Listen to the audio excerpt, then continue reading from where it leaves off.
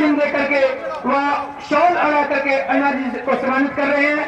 जोरदार तालियों के साथ अभिनंदन करें। प्रभु के धार्मिक अग्नि पर पहुंचने पर हार्दिक हार्दिक अभिनंदन करता हूं, स्वागत करता हूं। लेकिन उस प्रस्ताव के साथ संसद ने धोखा किया, उसका पालन नहीं किया और देश की जनता को और अन्ना हजारे जी को धोखा दिया। मैं ये बात इसलिए कह रहा हूँ, फिर एक वक्त आया है अपनी लड़ाई को लड़ने का, और आज अन्ना हजारे जी कह रहे हैं कि इस मुल्क में सरकारें बदलने से कुछ नहीं होगा, इस मुल्क में संपूर्ण व्यवस्था बदलनी चाहिए। और दूर दराज से आई हुई ये जनता, और सबसे ज्यादा हमारे इस मुहिम में हम तो यही समझेंगे ये मीडिया के सारे हजरात। बड़ी खुशी की बात है कि पानीपत की सरजमीन पर मुझ जैसे एक अदना से शख्स के आने का मौका मिला। पानीपत की धरती ऐसी है क्योंकि ये ऐतिहासिक धरती है, तारीखी धरती है। दूसरी चीज ये कि आज पानीपत की सरजमीन पर पानीपत के जो बहादुरों के सामने आज आपके मसीहा, आपके लीडर श्री अन्ना हजारे जी जो विराजमान हैं, ये वो शख्स हैं कि जब करवट लेंगे तो देश के भ्रष्टाचारियों की नींदें खुल जाएंगी। तो आने वाला समय उन दुष्टों के लिए अच्छा नहीं होगा अगर सुधरने के लिए उन्होंने अपने आप में तब्दीली नहीं लाई, क्योंकि अब अन्ना हजारे के कंधे से कंधा मिलाकर देश की जनता ने बीड़ा उठा लिया है उन्हें सुधारने के लिए। अगर तुम न सुधरे तो हमें आता है तुम्हें सुधारना। बहुत हो चुका देश को बर्बादी की ओर ले जाना तुम्हें, अब हमें देश को बर्बादी की तरफ से बचाते हुए देश को आबाद करने का संकल्प ले लिया है। और वो दिन दूर नहीं है जब दिल्ली की धरती से ये शेर जब दहाड़ेगा तो भ्रष्टाचारियों का क्या बंद करता हुआ नजर आएगा।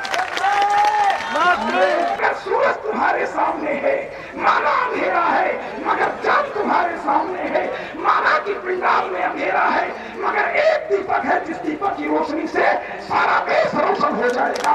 उठकर खड़े हो, इंकलाब जिंदाबाद का नारा लगाते हुए खड़े होकर यकीन दिला दो कि हम सब दिल्ली आएंगे। खड़े होकर लगाओ, सारे के सारे खड़े हो जाओ।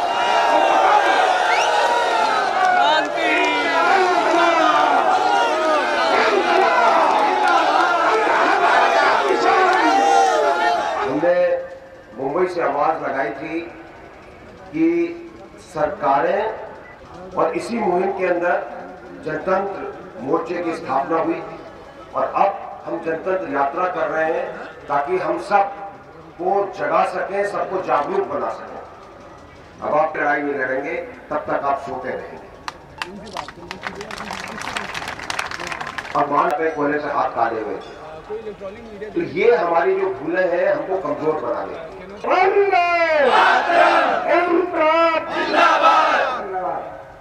आजादी के 66 साल बीत गए। 26 जनवरी 1950 में इस देश में जनतंत्र आ गया, लोकशाही आ गई। ऐसे हम सब बोल रहे हैं। लोकशाही का अर्थ है, जनतंत्र का अर्थ है जनता ने जनता के लिए जन सहभाग से चलाई हुई शाही, वो लोकशाही, वो जनतंत्र। आज कहाँ है वो? 66 साल बीत गए, वो जनतंत्र कहाँ है? वो लोकशाही कहाँ है? आज तो सब पार्टी तंत्र, अधिकारी तंत्र, ये तंत्र बन गया। लोकशाही, प्रजातंत्र कहाँ है? 1.5 साल देश में लगे, लोगों को जगाएंगे, लोगों को संगठित करेंगे, 2-3 बातें करनी है। जनतंत्र अभी जो जनरल साहब ने बताया कि छड़ी आपके हाथ में, छड़ी आपके हाथ में, लेकिन हम भूल गए छड़ी को। अभी इलेक्शन आता है, इलेक्शन जब आता है तो छड़ी आपके हाथ में है कि चारित्रशील लोगों को वोटिंग करनी। 163 लोग दागी बैठे, 163 लोग गुनहगार। वही हालत हमारे विधानसभा की है। क्या होगा इस देश का?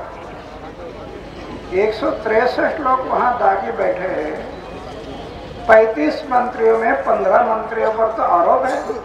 वो पार्टी देने वाली जो पार्टी है, उन्होंने चारित्रशील लोगों को टिकट देना जरूरी था, वो देखा नहीं। क्यों? उसके पीछे मतों का गट्ठा है ना, को कुछ टिकट नहीं दिया। गुंडा, भ्रष्ट, व्यभिचारी, लुटारो, सत्ता बदलने का काम हमें नहीं करना। एक सत्ता गई, दूसरी आ गई, दूसरी गई, तीसरी आ गई। सिर्फ सत्ता बदलकर काम नहीं होगा। संपूर्ण व्यवस्था परिवर्तन जब तक नहीं बदलेगा तब तक बदलाव नहीं आएगा देश में।